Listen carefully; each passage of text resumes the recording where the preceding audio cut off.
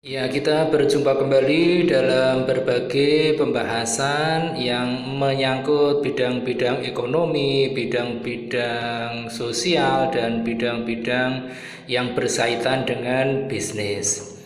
Oleh karena itu, dalam kesempatan yang baik ini kita akan membahas sedikit tentang komunikasi bisnis.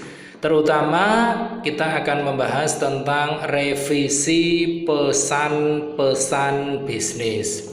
Kita pahami bersama bahwa pesan-pesan bisnis merupakan salah satu hal yang menjadi tulang punggung demi keberlanjutan sebuah usaha. Apakah bidang usaha yang sedang digeluti itu mampu terus memberikan nuansa kecerahan di masa depan dengan memupuk keputusan-keputusan yang bersifat strategis demi menjaga peluang untuk tetap menorehkan tingkat laba yang sesuai dengan yang diinginkan.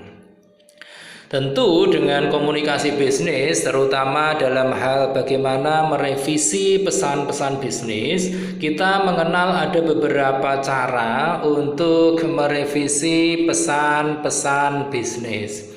Yang pertama yang perlu kita perhatikan jika kita ingin merevisi pesan-pesan bisnis adalah bahwa kita harus memperhatikan tentang keterampilan dalam hal merevisi.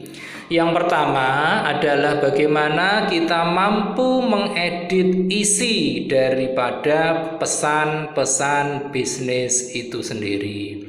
Di mana dalam pesan-pesan bisnis ini biasanya terdiri dari beberapa unsur yang saling terkait. Yang pertama adalah tentang adanya subjek, kemudian adanya maksud daripada dikirimkannya pesan-pesan bisnis, dan yang terakhir adalah tentang bahan atau isi dari pesan-pesan bisnis. Ketiganya merupakan satu kesatuan yang tidak bisa dipisahkan antara satu dengan yang lainnya. Yang lebih khusus lagi adalah bahwa isi dari pesan-pesan bisnis ini mengandung esensi yang sangat kuat demi tercapainya sebuah komunikasi dari si pengirim komunikasi dan informasi itu sendiri kepada yang dituju. Nah, dari hal-hal yang semacam ini menimbulkan pola-pola khusus agar dalam berkomunikasi ini terjadi kesamaan paham. Artinya tidak terjadi miskomunikasi antara informasi yang disampaikan oleh pengirim pesan kepada mereka-mereka yang dikirimi pesan-pesan bisnis. Kemudian yang kedua, dalam hal keterampilan merevisi ini kita perlu mengedit gaya penulisan dari pesan-pesan bisnis tersebut. Dari kita yang biasa sudah bergelut dalam bidang bisnis tentu menjadi paham betul bahwa dalam hal gaya penulisan ini tentu harus menyesuaikan dengan jenis-jenis pesan bisnis yang dimaksud. Di mana di dalam pesan-pesan bisnis itu terdapat beberapa hal yang perlu mendapatkan perhatian, yaitu diantaranya adalah tentang judul, kemudian ada subjudul, kemudian ada bagaimana kita menerapkan agar dalam kata-kata tertentu harus diberikan huruf tebal, kemudian dalam hal-hal khusus harus diberikan garis bawah, kemudian dalam kata atau kalimat tertentu harus dicetak dengan huruf miring, kemudian pun jika diperlukan kadangkala kita harus menulis kata atau kalimat dalam bentuk huruf berwarna, di mana di situ dimaksudkan untuk sebagai penekanan akan informasi yang perlu diperhatikan oleh mereka-mereka yang menerima pesan bisnis. Kemudian tidak lupa juga ada yang namanya tabel, kemudian ada gambar yang dimana maksudnya adalah bahwa kedua hal tersebut dapat dijadikan basis data bagi yang menerima pesan agar dititik beratkan bahwa informasi yang disampaikan itu sudah berdasarkan kepada data dan fakta yang betul-betul valid. Kemudian yang ketiga adalah mengedit tentang formatnya, di mana format dari pesan-pesan bisnis itu selayaknya dibuat atau disusun atau ditulis dengan serapi mungkin. Kemudian juga sebersih mungkin, atau dalam hal khusus tidak penuh dengan berbagai coretan. Kemudian juga ada kertas yang berkualitas atau media yang berkualitas. Oleh karenanya ini menjadi penting mengingat mereka yang dikirimi pesan-pesan bisnis tersebut juga akan dipengaruhi oleh berbagai hal tadi. Tentu para audiens atau penerima pesan akan senang dan lebih tertarik dengan pesan-pesan bisnis yang tentu di dalamnya adalah mengandung kerapian, kebersihan, kemudian tidak penuh dengan berbagai coretan di sana sini, dan dengan media yang memiliki kualitas baik sehingga tidak mudah rusak. Oleh karenanya, bagi mereka yang berniat ingin mengirimkan pesan-pesan bisnis kepada pihak lain, tentu diharapkan memperhatikan beberapa hal ini, terutama dalam hal keterampilan untuk merevisi, di mana dalam hal keterampilan untuk melakukan sebuah revisi ini diperlukan sebuah keahlian khusus yang juga harus dilengkapi dengan bidang-bidang penguasaan bahasa dan sebagainya. Tentu juga dalam hal yang lain, yaitu bagaimana mereka menulis atau memproses pesan-pesan bisnis tersebut dengan kaidah-kaidah yang sesuai dengan iklim dan kondisi bisnis. Itu tadi berkaitan dengan keterampilan merevisi sebuah pesan-pesan bisnis. Kemudian yang kedua adalah bagaimana kita harus dan memiliki kemampuan untuk memilih kata yang tepat. Mengapa ini penting? Karena kata merupakan anak dari sebuah kalimat. Dan kalimat yang tersusun rapi, jelas tujuannya, memiliki karismatik tersendiri bagi mereka yang membacanya. Jika tulisan-tulisan tersebut, rangkaian-rangkaian kata tersebut yang menjadi sebuah rangkaian kalimat dapat dipahami dengan baik karena mengandung informasi yang jelas tujuannya. Oleh karenanya dalam memilih kata yang tepat ini diperlukan jam terbang yang cukup tinggi agar mereka-mereka bisa mempraktekkan dalam hal pemilihan kata atau kalimat sehingga tidak menimbulkan misperception atau kesalahan persepsi. Untuk memilih kata-kata yang tepat guna merangkai sebuah kalimat, maka ada beberapa karakteristik yang harus diperhatikan. Yang pertama adalah jika kita ingin memilih kata-kata yang tepat, maka pilihlah kata-kata yang sudah familiar. Artinya apa? Sudah barang tentu si penerima pesan tidak mengalami kesulitan dalam artian untuk mentafsirkan kata-kata dalam sebuah kalimat.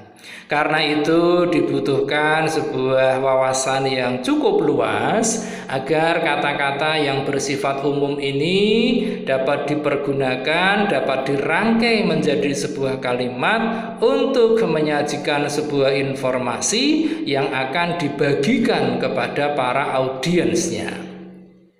Yang kedua, dalam hal memilih kata yang tepat adalah silahkan dipilih kata-kata yang singkat. Artinya singkat di sini adalah baku, kemudian juga tidak bertele-tele.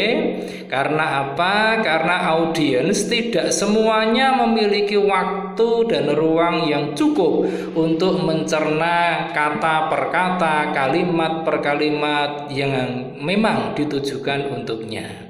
Karena itu kepraktisan perlu dijaga dengan baik, karena mereka-mereka yang dikirimi pesan-pesan bisnis biasanya adalah orang-orang yang memiliki tingkat kesibukan yang cukup tinggi, karena mereka juga seorang pebisnis, walaupun itu tidak mutlak.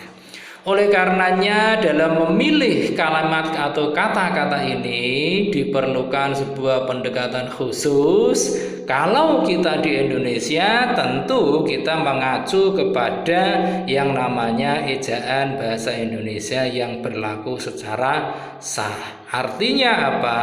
Kita sah-sah saja mempergunakan berbagai bahasa, namun juga perlu diperhatikan misalnya saja dalam menggunakan istilah-istilah asing. Tentu tadi di depan sudah dipaparkan sedikit tentang ada juga sebuah kalimat, sebuah kata yang harus ditulis, dicetak, dan yang menarik adalah ada juga yang memerlukan garis bawah, ada yang memerlukan bagaimana pewarnaannya, bahkan dilengkapi dengan tabel dan gambar.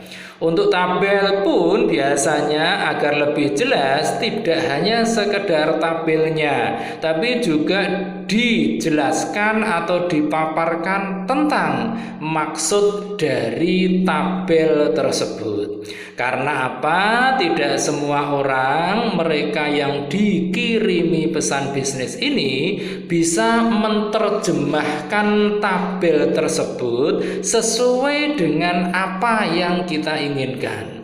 Mengingat kemampuan dan kapabilitas orang per orang tidaklah sama. Oleh karenanya dengan kata-kata yang tepat ini bisa menerjemahkan dari apa-apa yang menjadi isi atau pokok informasi yang akan kita sampaikan kepada para audiens. Berikutnya adalah dalam memilih kata-kata ini hindarilah kata-kata yang bisa bermakna ganda.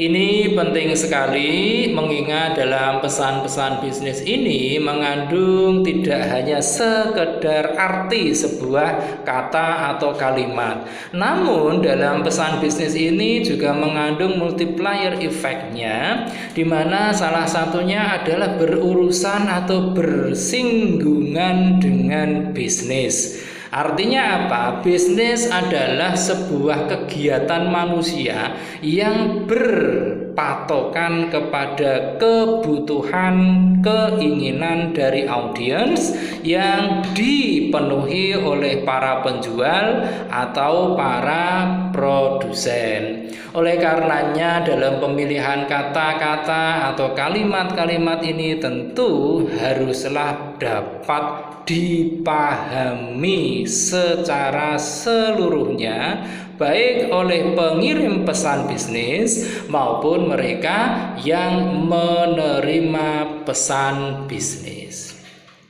Itu tadi ada 3 hal dalam hal memilih kata atau kalimat agar bisa berlaku secara efektif sekaligus efisien. Kita lanjutkan pembahasan kita tentang bagaimana merevisi pesan-pesan bisnis, dan selanjutnya kita bagaimana belajar tentang membuat kalimat yang efektif. Ini juga masih berkaitan dengan pemilihan kata-kata tadi, di mana kalimat yang efektif ini bisa menjembatani antara kemauan dari si pengirim pesan dengan apa yang ada di pikiran mereka yang menerima pesan. Salah satu bentuk yang paling populer adalah bagaimana perusahaan menginformasikan berbagai produknya dalam hal promosi, kemudian bagaimana dia menginformasikan melalui MMT, menginformasikan melalui periklanan, dan sebagainya. Oleh karena itu menjadi sangat penting dalam hal promosi ini memilih kata, memilih kalimat yang dapat menggugah selera dalam tanda kutip para konsumen untuk tidak hanya tertarik namun juga melakukan aksi-aksi nyata yang sesuai dengan keinginan dari pengirim pesan. Kaitannya dengan membuat kalimat yang efektif ini ada beberapa hal yang juga harus diperhatikan, yaitu yang pertama, pilihlah jenis kalimat yang tepat, di mana dalam hal kalimat ini kita secara mafhum sudah paham betul bahwa dalam jenis kalimat ini ada beberapa jenis kalimat. Mulai dari kalimat yang sifatnya sederhana, kemudian ada kalimat majmuk, dan juga ada kalimat yang bersifat kompleks. Di mana ketiga jenis kalimat ini tentu dipilih oleh mereka yang mengirimkan pesan mana yang paling cocok atau sesuai untuk menyampaikan informasi bisnis tersebut kepada para audiensnya. Oleh karenanya diperlukan sebuah kejelian yang nyata bagi mereka yang ingin mengirimkan pesan-pesan bisnis tentang pemilihan kalimat-kalimat yang efektif sekaligus kalimat-kalimat yang bisa membuat aksi dari penerima pesan menjadi efisien. Oleh karenanya dalam memilih kalimat yang tepat ini diperlukan sedikit keahlian tentang bahasa Indonesia terutama. Namun bagi perusahaan-perusahaan yang berskala internasional tentu tidak ada salahnya juga penguasaan tentang bahasa asing, terutama bahasa Inggris bisnis, agar mereka-mereka yang terlibat dalam komunikasi bisnis dalam hal pengiriman pesan-pesan bisnis ini tidak menimbulkan kesalahmengertian antara mereka yang mengirimkan pesan dengan mereka yang menerima pesan. Kemudian yang kedua adalah mengembangkan paragraf. Nah, untuk paragraf ini bisa dalam bentuk kita membuat sebuah ilustrasi, kemudian juga bisa membuat dalam bentuk perbandingan, bisa juga dalam bentuk pembahasan sebab akibat, bisa juga dalam bentuk klasifikasi, kemudian juga bisa juga dalam bentuk pembahasan tentang pemecahan sebuah masalah atau problem solving. Dalam hal kita membuat ilustrasi, tentu mereka-mereka yang ingin mengirimkan pesan harus paham betul bagaimana mengilustrasikan sesuatu sehingga tertuang dalam bentuk paparan, tulisan, kata, kalimat, dan sebagainya yang bisa menjelaskan tentang maksud dari pesan-pesan yang dikirimkannya. Untuk perbandingan juga bisa saja mereka yang menulis pesan bagaimana membandingkan antara satu dengan hal-hal yang lain. Tentu dalam hal perbandingan ini salah satu pihak tidak boleh mendiskreditkan pihak-pihak lain, produk-produk lain, perusahaan-perusahaan lain, apalagi itu merupakan kompetitor. Oleh karenanya perlu dikedepankan etika dalam melakukan proses bisnis. Dan untuk pembahasan tentang sebab akibat juga bisa dilakukan agar sebuah masalah tentu akan menimbulkan permasalahan yang perlu dicarikan solusi atau jalan keluarnya. Oleh karena itu menjadi penting bagi kita semua untuk begitu paham tentang bagaimana menyusun sebuah pesan-pesan bisnis, dan jika terjadi ketidaksempurnaan pesan-pesan bisnis dalam proses pengirimannya, kita harus melakukan revisi dari pesan-pesan bisnis tersebut. Dan revisi itu kita lakukan dengan pendekatan-pendekatan ilmiah di samping pendekatan-pendekatan bisnis dan etika. Demikian penjelasan singkat kita tentang bagaimana kita kalau harus melakukan revisi pesan-pesan bisnis sehingga dapat mendorong tingkat keberhasilan dalam berkomunikasi bisnis lebih baik lagi. Mudah-mudahan bermanfaat dalam hal ini. Jangan lupa setelah melihat dan menyaksikan tayangan ini, silahkan klik like, kemudian tanggapi, kemudian di-share, dan tentu jangan lupa subscribe. Terima kasih.